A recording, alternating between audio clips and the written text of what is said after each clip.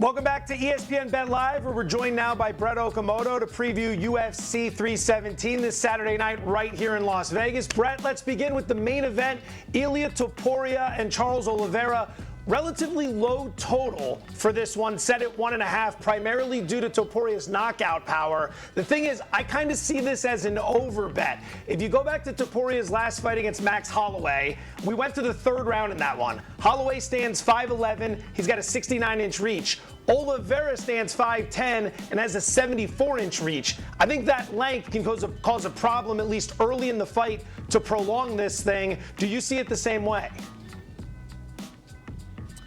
I don't mind the over, but I see it for a totally different reason. I mean, when you're making the comparison to Max Holloway is a completely different fighter than Charles Oliveira, though. Charles Oliveira is a forward pressure guy. Max, he kind of looked at that matchup as, this will serve my benefit. I want to use that reach. I want to stay on the outside. I want to use my footwork. Whereas Charles Oliveira, man, he goes right for you. He likes those knees up the middle. He likes the clinching and the Muay Thai kind of distance. So I see it as a very different fight, but I also see I could see Ilia Topuria feeling it out a little bit. He is more of a feel-out guy. For all the knockout power that he has, this guy is not somebody who just runs in recklessly, especially at a new weight class. I think he's going to want to find his groove a little bit. So I don't mind the over 1.5, but if you're basing it on that last fight with Max Holloway, it's two totally different fighting styles from his opponents.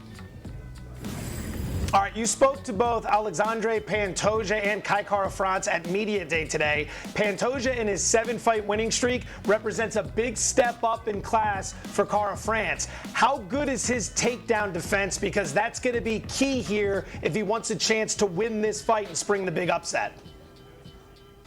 Oh, it's one of the best in the division, but, you know, there's kind of takedown defense against everybody else, and then there's takedown defense against Pantojas. He is a guy who is so crafty, is what has really sort of defined his success throughout his career, and especially during his flyweight title reign, is his ability to not only just get you down, but take your back very quickly. I got to say, I like Kara-France. I think that he has been so undervalued throughout his entire career. He was very undervalued in his last fight. He has a lot of power. I think mentally he's in a very, very great place. This opportunity is coming at a good time in his career. So I would say dog or pass in this situation, but yeah, if Pantojas gets a hold of you, man, it's going to be very, very hard to keep him off of you, even for someone like Kai Kara-France, who is a veteran and also has great takedown defense. Pantojas is just a different animal when it comes to the ground.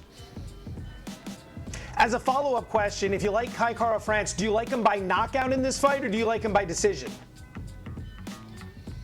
Yeah, I mean, I think you can take him by knockout, but Pantojas has never been finished. I actually asked that question to Kara-France today. I said, you know, I know you want to knock him out, but is it going through your mind that, like, hey, I need to make sure I win rounds against this guy who is a very complete fighter? And he said, yeah, that's just part of what comes with all the experience, is just making sure that I am not looking at my work, that I'm not falling in love with one certain thing, that I am very, very present for 25 minutes. I got to say, I'm really, really impressed with Kara-France, the mindset that he has. Does it mean that he wins on Saturday? We'll see, because Pantojas is world class, but I think it's a dangerous challenger coming into this weekend.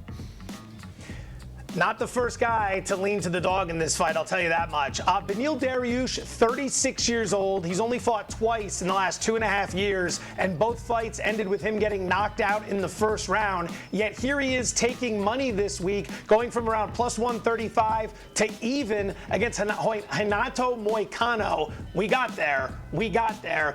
Do you like the dog in this spot? Does Dariush have enough gas left in the tank to win this thing? Well, yeah, like you said, the line is not as good as it once was, so I would have liked him on the opening line. Now, I will say this. Don't be too scared off by, I think, his last two performances. I mean, yes, could he grow old overnight? That it is mixed martial arts. That happens all the time. But those two fighters that he lost to, Arman Tsarukyan and Charles Oliveira, those are very, very tough fights, not to mention really, really great athletes. Beneil Dariush was facing a really big speed disadvantage in those two fights, I thought. This one, Renato Moicano, another 36-year-old. He's known as a very kind of grizzly veteran. He's not going to wow you from a stance of athleticism. So I think it's a much more closer, fair fight, and that's what you're seeing, the price drop a little bit. Maybe it's too late to jump on Dariush, but if you are going to take a side on this one, I think that is where the value is.